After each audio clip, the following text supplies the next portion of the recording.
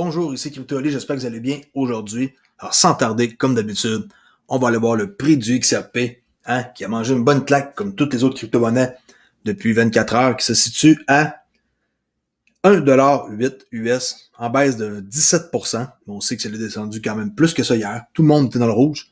Il s'est passé beaucoup d'actions suite à ce que Biden a mentionné. On va en parler plus tard dans les nouvelles. Alors, on peut aller voir Fiat Leak, vite fait, à quoi ça ressemble présentement. Pas mal d'échanges, 4 millions de trades par minute. Et le prix 1,7$ ici, là, c'est pas nécessairement le vrai prix relatif. On peut voir ici sur CoinGecko. Ben oui, 1,7$, alors c'est le vrai prix. OK? Alors, on revient immédiatement à notre sujet ici pour la suite de ce vidéo, qui est que Coinbase va embaucher un ancien dirigeant de Google Pay. Et oui, pour diriger les opérations en Inde. Coinbase a commencé à embaucher en Inde malgré les rumeurs d'une interdiction imminente de la cryptographie dans le pays. Coinbase, qui est un important échange de crypto-monnaies qui est devenu public sur le Nasdaq plus tôt ce mois-ci, continue de se développer activement en Inde avec une nouvelle recrue. L'échange de crypto-monnaies a embauché Pankaj Gupta, ancien responsable de l'ingénierie de Google Pay en Inde et en Asie du Pacifique en tant que vice-président de l'ingénierie et responsable du site en Inde. Alors, bonne nouvelle pour eux. On va voir ce qui va se passer avec l'Inde. Vraiment surprenant, mais je penserais pas qu'ils acceptent pas la crypto, là. Je sais pas pourquoi ils reviennent toujours sur leurs décisions, mais on va voir. OK? JP Morgan qui recrute aussi des développeurs pour la blockchain Ethereum. Alors, la société d'investissement JP Morgan Chase, qui avait auparavant une position sévère sur le Bitcoin et les crypto-monnaies, rejoint maintenant de nombreuses institutions adoptant la technologie. C'est très bien qu'ils ont longtemps parlé mal de Bitcoin. Maintenant, c'est tout à fait le contraire. Après 4 ans de qualification de crypto-monnaies comme fraude, la banque d'investissement de JP Morgan Chase recrute désormais activement des développeurs pour le développement Ethereum de la blockchain. Quand on dit qu'il y a juste les fous qui changent pas d'idée, eux autres aussi sont dans la crypto. La domination du Bitcoin qui est en train de passer sous le 50%, je vous en ai parlé un peu hier, 50% et moins. Okay, là, c'est 49,3, c'est encore mieux. Alors ça pourrait signaler que les altcoins vont connaître leur saison et qu'il va y avoir un boom. Alors 50% et moins, c'est à retenir. Et ça, c'est pas arrivé depuis les 3 dernières années. C'est un affaiblissement là, du Bitcoin. Les gens, ils changent de monnaie pour acheter d'autres choses. Les traders, ils vont attendre de voir qu'est-ce qui se passe, puis ils vont changer, ils vont vendre, ils vont aller vers une autre direction. Tout simplement, peut-être pas nécessairement de Dogecoin, comme qu'on voit ici, mais en tout cas, vous comprenez le principe, en bas de 50%, c'est la saison de altcoin qui devrait commencer. La banque britannique NatWest, qui nie avoir déclaré qu'elle refuserait totalement les clients commerciaux qui négocient dans la crypto.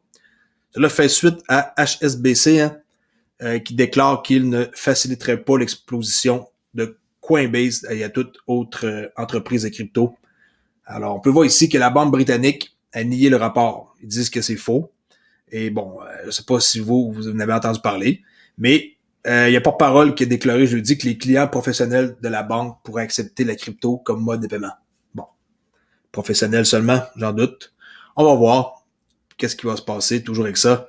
Puis, on sait très bien que Morgan Stanley, Goldman Sachs, les principaux acteurs au Royaume-Uni, eux autres, ils restent sceptiques, mais ils sont tous impliqués, il n'y a pas de problème avec ça.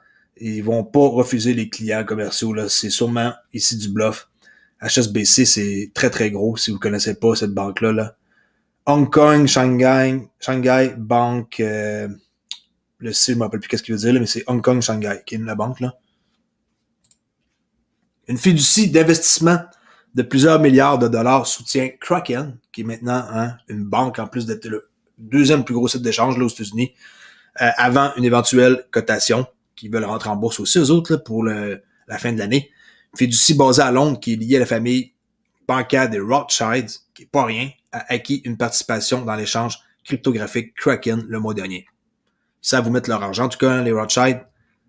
C'est sûr et certain que c'est pas mauvais de mettre son argent chez Kraken. Selon les médias, Kraken envisage d'entrer en bourse via une cotation directe en 2022. C'est des rumeurs que c'est fin de l'année, il y en a qui se disent que c'est le premier trimestre 2022. On va voir. Après avoir vu des volumes de négociations records et des nouveaux clients dans un contexte de la flambée du prix du Bitcoin. La fiducie d'investissement de 5,3 milliards de dollars, qui s'appelle RIT Capital Partenaire, a acquis une participation dans le principal échange crypto Kraken. Puis le Trust, qui est le fonds, il est basé à Londres, anciennement nommé Rothschild Investment Trust, entretient des liens avec la famille bancaire Rothschild d'Angleterre par l'intermédiaire de son président Jacob Rothschild, qui doit être riche comme pas possible. On continue ici avec Grayscale, qui vient d'ajouter 1 milliard de dollars en crypto en 24 heures. Le gestionnaire d'actifs numériques a ajouté un grand nombre d'altcoins à ses avoirs, notamment Horizon et LifePeer. Ils ont tweeté en quoi que maintenant leur gestion s'élevait à 45,8 milliards de dollars, qui comparé à 44 avant. Là, alors on voit vraiment que ça commence à être du sérieux, Grayscale. Ils ont déjà le GBTC, là, le fonds Grayscale Bitcoin, qui comporte beaucoup d'argent, et le ETHE, pour un total de 586 millions, là, juste avec ça ici, les deux ensemble, là, c'est énormément d'argent. Le GBTC, pour ceux qui ne savent pas, là, le fonds Bitcoin, là, se négocie actuellement à une réduction de 13% par rapport à son prix. Puis là, ils ont ajouté Horizon, qui est Zen, et LifePeer, qui est LPT. Puis ça représente 16% et 13% de leurs actifs. OK. On voit ici le PDG, qui s'appelle Michael Sonehen, PDG de Grayscale. Qui n'est pas très vieux, ma parole, là. C'est en bas de 45 ans, ça c'est sûr, là. Bon. Next, le cofondateur de Ripple pense que Bitcoin devrait s'éloigner de la preuve du travail. Preuve du travail, là, c'est proof of work, là. OK? Ça, c'est comme par exemple Bitcoin, Ethereum. Ethereum vont devenir POS, là, comme moins pollueur et tout, là. C'est pas le même principe. Mais vous comprenez le principe, ça ici, c'est pas correct. Ça, c'est correct. Proof of stake. Bon, continue pour parler ici de preuve de travail, là, tout le long de la vidéo. Alors, let's go. Comme j'ai dit, le cofondateur est en train de dire que Bitcoin devrait passer à POS, au lieu de POW. Chris Larsen, pour ceux qui ne savent pas, c'est lui. Pourquoi il dit ça? C'est que dans un article qu'il y a eu mercredi, Larsen a décrit que les principales vulnérabilités qui sont liées à la preuve de travail sont les préoccupations croissantes concernant l'empreinte de carbone, qui est complètement malade. Comment est-ce que ça gruge d'énergie? Selon l'exécutif, les pièces basées sur POW, Proof of Work, telles que Bitcoin, devraient envisager un changement de code vers des méthodes de validation neutres en carbone, telles que la preuve de participation ou de consensus, qu'on appelle ou quelque chose qui reste à développer. Mais en tant que tel, c'est assez incroyable de voir. Regardez, le Bitcoin à lui seul consomme 132 TWH par année. Ce qui vaut, écoutez bien le chiffre, là, c'est pas des jokes. 132 TWH par année équivaut à 12 millions de foyers américains. 12 millions de foyers américains, c'est ça que ça consomme, le Bitcoin. Pas 100 000, pas 200 000, pas 1 million, 12 millions de foyers. C'est un article intéressant. Comme toujours, Coin Télégraphe, ils ont toujours de quoi d'intéressant à dire. Surtout, j'aime beaucoup leur graphique. Ils font toujours de quoi de particulier, là. OK? Continue ici sur BTC Manager, en quoi que par rapport à qu'est-ce qui s'est passé pour la chute des prix. Vous allez avoir un aperçu là, dans les prochaines fenêtres, mais le sénateur Rob Portman, qui élabore un projet de loi qui va viser à rendre la vie plus difficile aux fraudeurs de crypto de fiscalité. Lui, qu'est-ce qu'il veut faire? C'est pas compliqué. C'est qu'il veut s'organiser pour que quand que vous faisiez des transactions, que vous allez y passer à l'IRS, et il est en train de passer un projet de loi. Ça, c'est relié avec qu'est-ce qui s'en vient comme nouvelle que je vais vous montrer bientôt, là.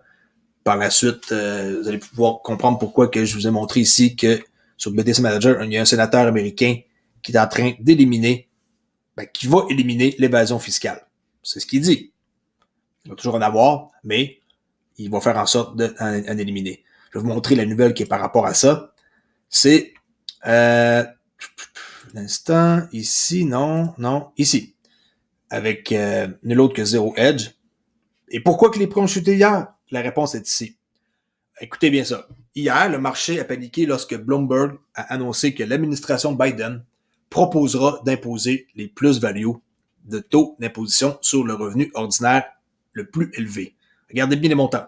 39,6% ou 43,4%, je vais le souligner, lorsque la taxe existante de 3,8 sur l'impôt sur le revenu net des investisseurs est ajoutée.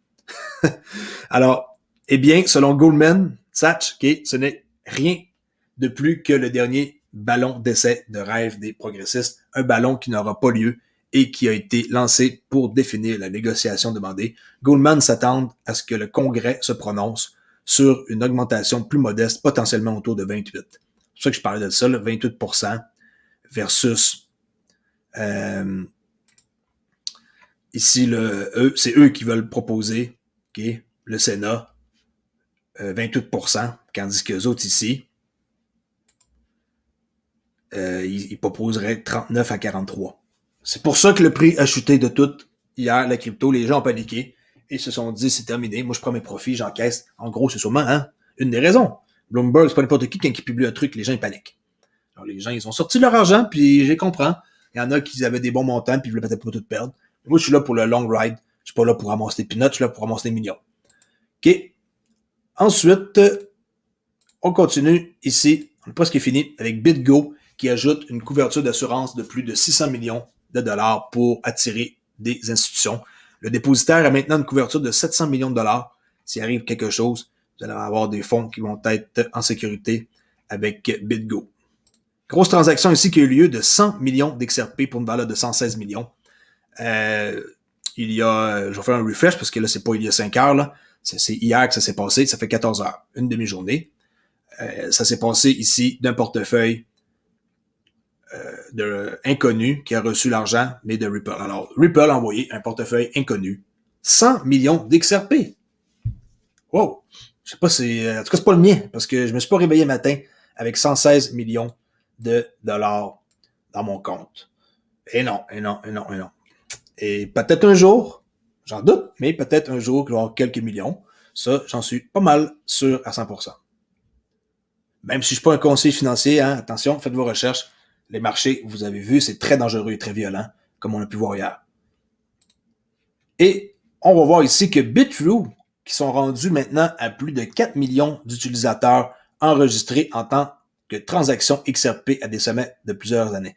Fait, ils ont dépassé 4 millions d'utilisateurs enregistrés. C'est fou, là. Vraiment, Bitrue, j'adore ce site-là, c'est incroyable. Bitrue dépasse les 4 millions d'utilisateurs enregistrés. Le XRP, lui, on sait très bien qu'ils le priorisent et qu'ils l'adorent et qu'ils ont toujours continué de le lister malgré ce qui s'est passé avec la SEC. Bitrue, qui est un échange de crypto-monnaies, pour ceux qui ne savent pas, a annoncé qu'il avait dépassé 4 millions d'utilisateurs enregistrés au cours de la récente flambée de la volatilité, qui risque d'être très élevée en passant. Soyez prudents. J'espère que vous savez qu'est-ce que vous faites. L'échange d'actifs numériques a connu une activité de trading plus forte sur sa plateforme grâce à la dernière flambée des prix du jeton d'XRP. C'est sûr que quelqu'un a monté à 1,96$ l'autre jour, ça l'a dû s'enivrer, comme on dit, pas s'enivrer, augmenter, j'ai pas le mot en tête, en nombre de clients qui voulaient acheter du XRP quand il est monté à 1,96$, il y a même pas 2 semaines. Mais maintenant, on sait que ça l'a redescendu de pas mal à 1,08$. Ouf, c'est plate, hein? Hop. Comme ça. C'est comme ça que c'est. J'espère que vous n'êtes pas quelqu'un qui a paniqué hier, parce que si vous paniquez 20%, vous n'avez rien vu encore dans la crypto. Ça peut être très violent. Et ça peut aussi, par exemple, monter comme ça. Je dis pas que ça va monter comme SafeMoon XRP. D'ailleurs, SafeMoon, je fais attention, les gens, ils pensent que j'ai mis une grosse somme là-dedans. J'ai mis presque rien. J'ai mis genre $100 dans le tout début. Pour moi, c'est le marché. J'ai pas encaissé. Je peux encaisser. Je suis toujours en profit. Mais écoutez, c'est une monnaie que j'ai vue qui a un protocole intéressant. On paye 11% de taxes, il y a 5% qui est remis aux détenteurs.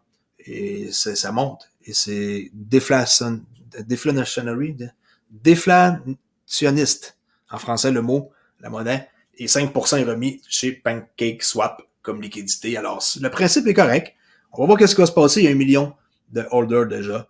Mais faites attention avec SafeMoon. Je vais jamais dire à personne d'aller en acheter. J'en ai. C'est parce que j'en ai que vous devez aussi en avoir.